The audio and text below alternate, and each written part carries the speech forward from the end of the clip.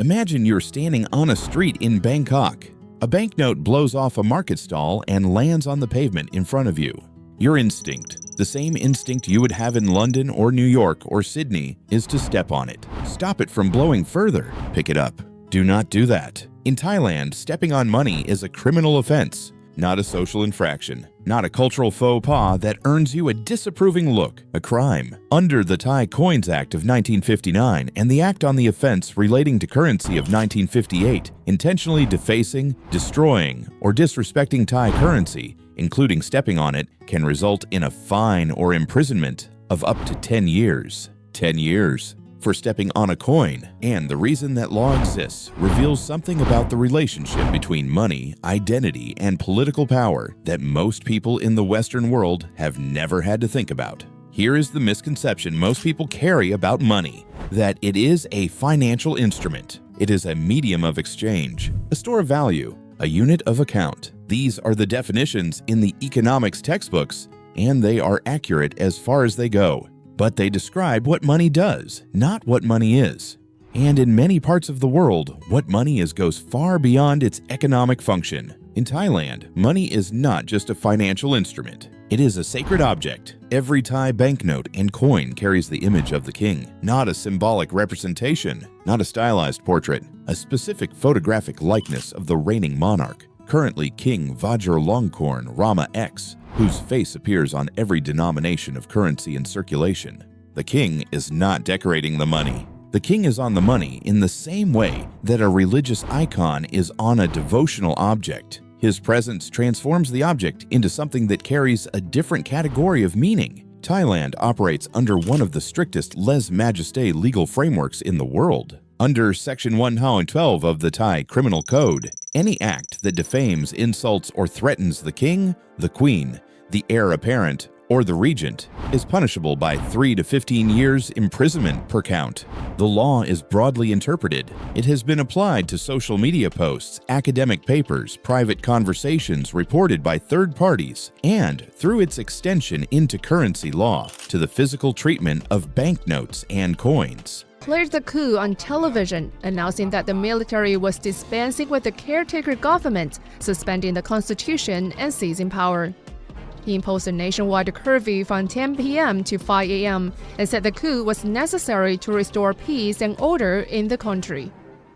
An informant told the Apple Daily that right after the caretaker government... When you step on Thai money, you are not stepping on a piece of paper. You are placing your foot on the face of the king. The law exists because that act is understood in the Thai legal and cultural framework as an act of deliberate desecration. To understand why this has the force it does, you need to understand the specific nature of the Thai monarchy and its relationship to both Buddhism and the state. Thailand is a constitutional monarchy, but the Thai king occupies a position that has no precise equivalent in any Western constitutional framework. The king is not merely head of state in the ceremonial sense that the British monarch is head of state. He is, in Thai cultural and religious tradition, a Dharma Raja, a righteous ruler whose legitimacy derives not from democratic mandate, but from karmic merit accumulated across multiple lifetimes. He is understood to embody the spiritual well-being of the nation.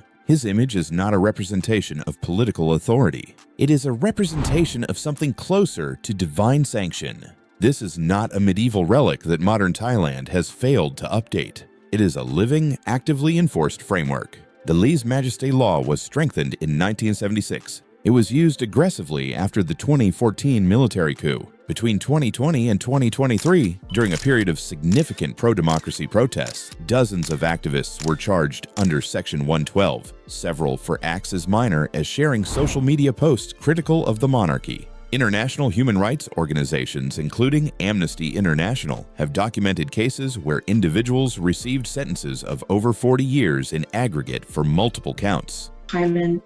The government, as you know, has declared a serious emergency in Bangkok, which has basically made these protests illegal. The decree gives security officers broad powers to detain suspects and censor news. And the government says this is necessary. The currency law sits within this framework.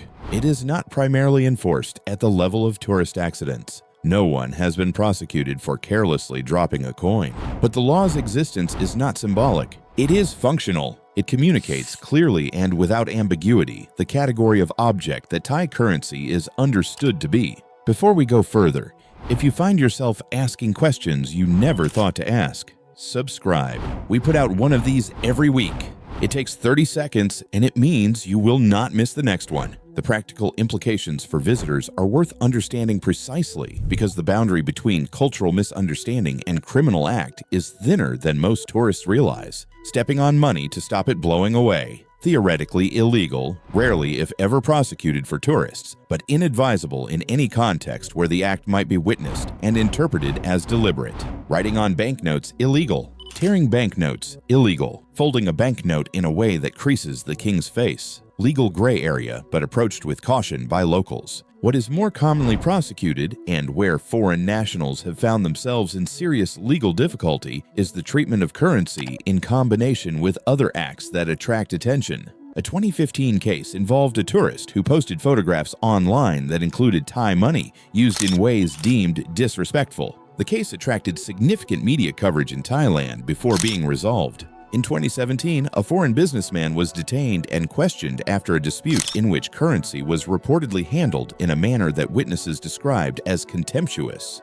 These cases are not common, but they are real, and they illuminate something that the economics textbook definition of money entirely misses. Money is never just money. Every currency in the world is a political document. It communicates the values and power structures of the society that issues it. The dollar carries the pyramid and the eagle and the faces of dead presidents. The euro carries bridges and architectural styles selected specifically to avoid representing any single nation's heritage. The pound carries the king's profile, and in Britain too there are laws against defacing currency, though the penalties are considerably less severe than in Thailand.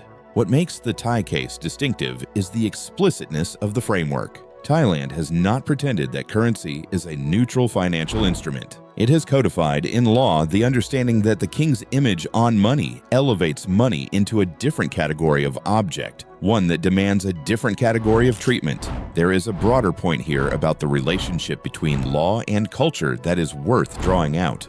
In most Western legal traditions, the law is understood as a minimum standard, a floor below which behavior must not fall, with everything above that floor left to individual discretion and social norm. You are legally permitted to burn your own country's flag in the United States, even though many people find it deeply offensive, because the legal framework draws the line at acts that cause direct harm to others. Thai law draws the line differently. It draws the line at acts that cause harm to the symbolic order, to the institutions and figures that the society has determined are essential to its coherence and identity. This is not unique to Thailand. Many countries have laws against flag desecration, blasphemy, or insult to heads of state. What is unusual about the Thai framework is its consistency, its severity, and its active enforcement in the modern era. Whether that framework is right or wrong is a question that Thai society is actively debating. The pro-democracy protests of 2020 and 2021 were, in significant part, about precisely this question. Young Thais demonstrated in large numbers for reform of the Lèse-Majesté Law, arguing that its application had become a tool of political repression rather than a genuine protection of cultural values. The debate is ongoing, unresolved, and genuinely important. But the law, as it currently stands, means this. A banknote in Thailand is not a piece of paper with a face on it. It is a face, and you do not put your foot on a face. The next time you are in a foreign country and something seems like an overreaction, a rule that seems disproportionate, a law that seems absurd by the standards you grew up with, it is worth asking what the rule is actually protecting. Chulalongkorn is taking over the throne. Also known as Rama X, he was born in the summer of 1952 and is the only son of Thailand's long-serving King Bhumibol Adulyadej and Queen Sirikit. He has been the crown prince since the age of 20 and will now officially take over as the King of Thailand after his Not what it says on paper, what it is actually protecting. In Thailand, the currency law is protecting a theory of legitimacy, a theory of what makes a ruler worthy of rule, and what the relationship is between a nation and its monarch. Whether you agree with that theory or not, the law makes complete sense within it. The coin on the pavement is not a coin. Step around it, subscribe, and we'll keep finding the ones that break the model.